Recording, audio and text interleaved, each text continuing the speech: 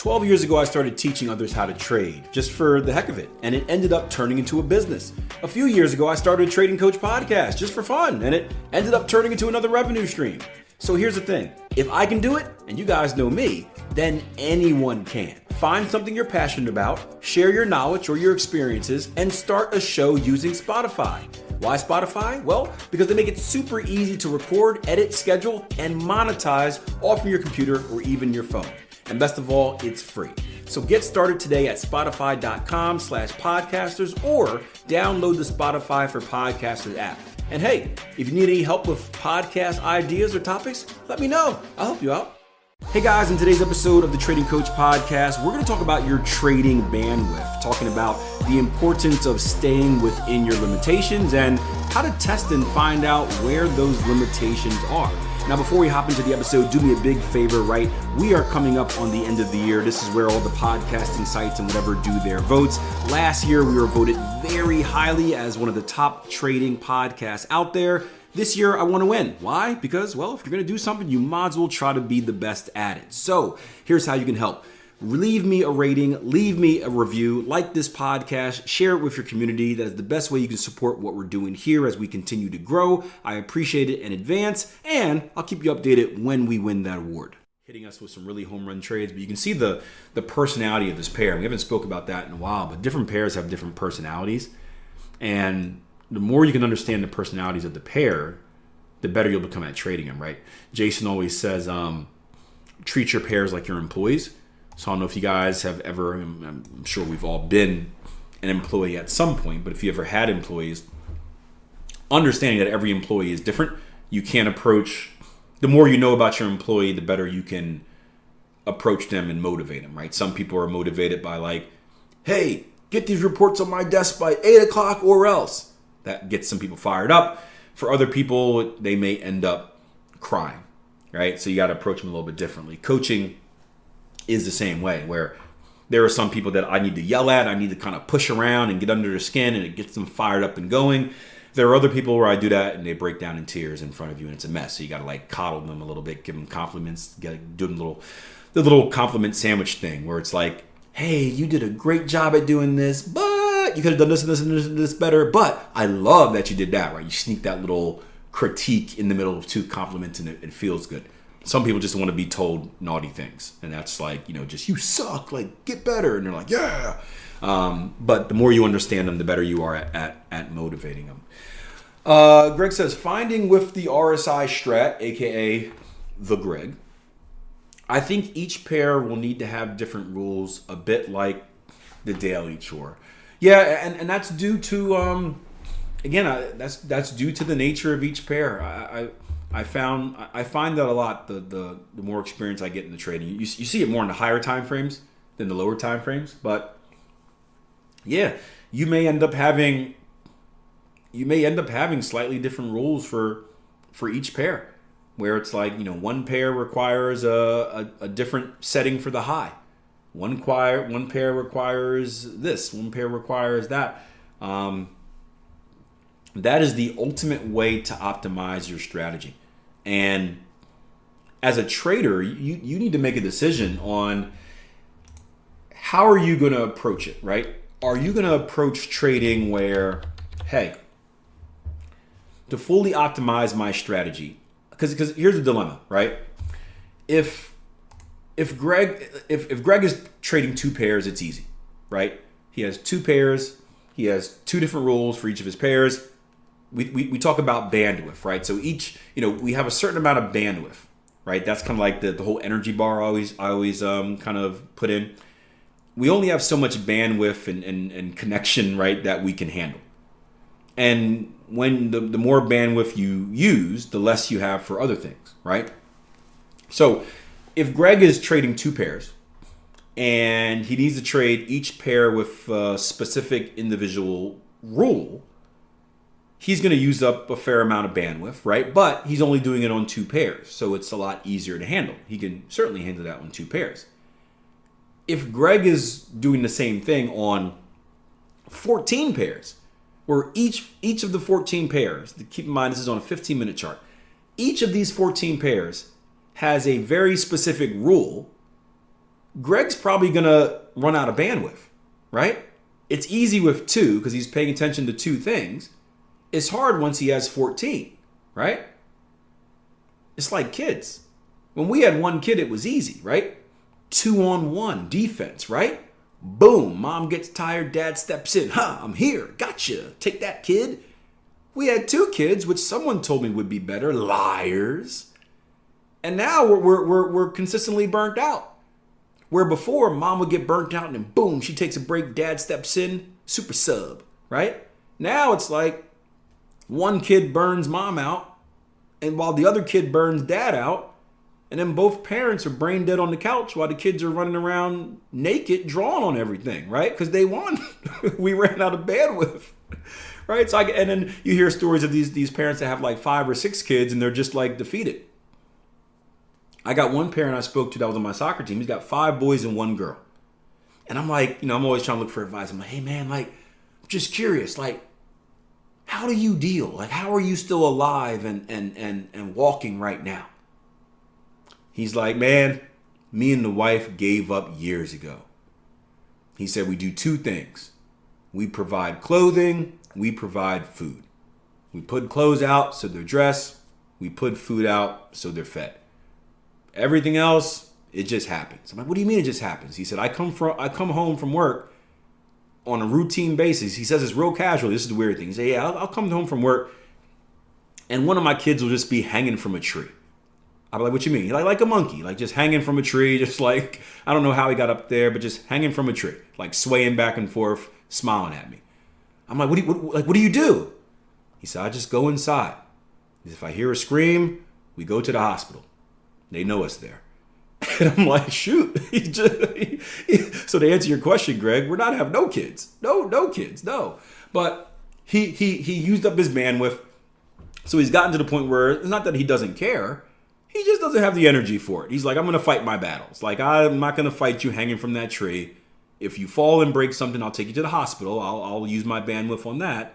But I don't have enough for all of it because there's going to be 3 more kids hanging from trees and I'm not going to get all of you down. So let's just see what happens, right? Learning process, right? So it's easy when Greg has 2 pairs. But when you have 14 pairs and you're doing 14 individual things on 14 pairs, it gets hard. You run out of bandwidth. And then like this father, you start ignoring like the danger signs of your kid, like hanging from a tree that's really high up in the air. And then eventually something happens and they fall and you got to go to the hospital. In trading, what we do is we make mistakes. We either miss trades or I know in my personal experience, I start trading stuff the wrong way. So I used to trade like that where I had very specific rules for like each individual pair. And I got to a point where I had too many of them. And before you know it, I was trading the euro dollar with the rules I was supposed to use for the pound dollar. Then I was trading the pound dollar with the rules I was using for the euro yen. And everything was backwards. And I had it all planned out. I had it written on the wall, not written on the wall, but written on paper and attached to the wall behind my trade station. And so I had everything written out. Like, you're supposed to trade the euro dollar this way. You're supposed to trade the pound dollar this way. You're supposed to trade the euro yen this way, the dollar yen this way, right? I had it all written out, prepared, organized. I'm doing the whole professional trading thing, right? And guess what? I'd still mess up. Because when you're in the heat of the battle on a lower time frame, you know what happens? Your brain turns off when you panic, right? I was a newer trader as well, so I wasn't as kind of fine-tuned as I am today. But you panic because before you know it, you get 3 signals at the same time, and you're like, I got to enter at market, shoot, and you just do the first thing that comes to your head, right? It's kind of like, I don't know if any of you guys watch American football, right? There's a team, the New York Jets, who were supposed to have a great season because they signed this Hall of Fame quarterback, Aaron Rodgers, and he got hurt on the 4th play of the season. And now they have this backup who has no business being in the game, right? He's just not good. And he's good on like film, he's good in like practice, but when, 6'5", 350 pounders are running at him full speed and they want to eat him for life, he panics and makes bad decisions, right? And it's the same thing as trading, right? It's easy when we're back testing. It's easy when we're going through demo or we're clicking through charts. Okay, I would do the euro dollar like this. But pound dollar, I'm going to do it like that, right? But when you get 3 or 4 signals at the same time, which are the equivalent of 3 or 4 big, strong linemen charging you at the same time, wanting to eat your face for dinner and rip your face off and wear it, right? That's what football is, unfortunately. These guys want to rip your face off and wear it and then charge at you again while wearing your face, right? Brutal sport. I love it. You panic sometimes and you do something dumb and you forget what you're supposed to do. And when you're a seasoned vet, it's a little bit easier because you've gone through it before, but it gets very hard, right? So I'd find myself making mistakes and mistakes, we all know what mistakes do, right? Mistakes cause you to lose money in the market. So you got to pay attention to your bandwidth, and there's no science to this, but you have to understand what you can handle and what you can't handle as a trader. And one of the things, remember, we did Greg's trading plan in the Q&A session this Monday, and I'm not sure if you wrote it in the plan, Greg, or if you wrote it in your email. I think you wrote it in your email to me. One of the things that I love that you said was like, hey, I'm going to start with one pair. And once I feel confident in trading that one pair, then I'll move on to a next. I always think that's a much better idea. Start with one. And my mentor always told me he would say one strategy, one time frame, one pair. Now, I would take the one time frame out of it because that depends on kind of your trading strategy. Some people use multi-time frame analysis, some people don't. But I would always start with one strategy, one pair. Because if you don't have enough bandwidth to master and consistently execute one, how are you going to do two? Right? If you can't consistently execute and master two, why would you think you can handle three? Right? Going back to whoever it was that said I should have another kid. I can't handle two kids. Why would I have a third? You're just asking for trouble, right?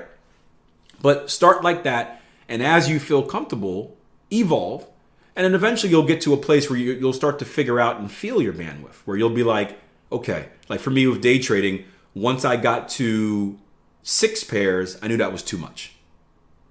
Like 6 pairs was like just the limit of it. 4 was where I was very comfortable. I got to 6 and I started feeling a little bit more stressed. It was a little bit too much. So I knew that at the time, 4 pairs was my comfort zone. I would focus on 4 pairs. 6 pairs was kind of my limit. So like if I ever wanted to increase, I can probably go to 6, but I knew that everything after 6 would be bad. Everything after 6 would be bad. And you kind of feel that out. And sometimes you feel it out by making mistakes, right? Sometimes you don't know until you don't know that the stove is hot until you touch it and you're like, oh crap, it's hot. And you don't touch it again. So, maybe it takes evolving to 6, right? Greg going from 2, okay, 3, that works. 4, that's good. 5, I can do that. 6, no. And then you go back to 5, right? Once you get that no, that slap in the face, you be smart about it, not stubborn. You go back to 5. And then as you evolve as a trader, as you mature as a trader, maybe that number expands because you ultimately get more comfortable. You get more in rhythm, more in routine with what you're doing the longer you've been doing it. So just like a NFL quarterback, where I always tell the Ben Roethlisberger, who's a great story, as a rookie quarterback, he was taught only to look at so at any given time, if you're a quarterback, you may have 4 or 5 reads, meaning 4 or 5 places to look at to throw the ball. As a rookie, they told him, hey, look at 1, look at 2. If it's not there, throw it away because we don't even want to overload you with this. And then you fast forward a million years later, as he matured and got more comfortable, not only can he look at 1, 2, 3, 4, but he has the ability to kind of call his own plays and scramble and do all this other stuff because he got comfortable at analyzing 1 and 2, and now he graduated to 3 reads. Once he got past 3 reads, he graduated to 4 reads. So start small, evolve over time, and evolve at a pace that is best suited for you. So I told you guys no more rants, and I gave you one more rant. Look at me, I can't. Hope you enjoyed the episode. Remember, leave me a rating and a review if you're someone that frequents the podcast and you love what you hear. If this is your first time listening, do this. Take the 10 episode challenge. Go back and listen to 10 random episodes of the Trading Coach podcast. Pick the last 10 episodes. I don't care, but find 10 that you think will be valuable to you. Listen to them and see if they help you along your path to becoming a consistently profitable trader and in general, just a better person in other aspects aspects of life. So until next time, plan your trade your plan. Love you guys. I appreciate the support, and I'll see you next episode.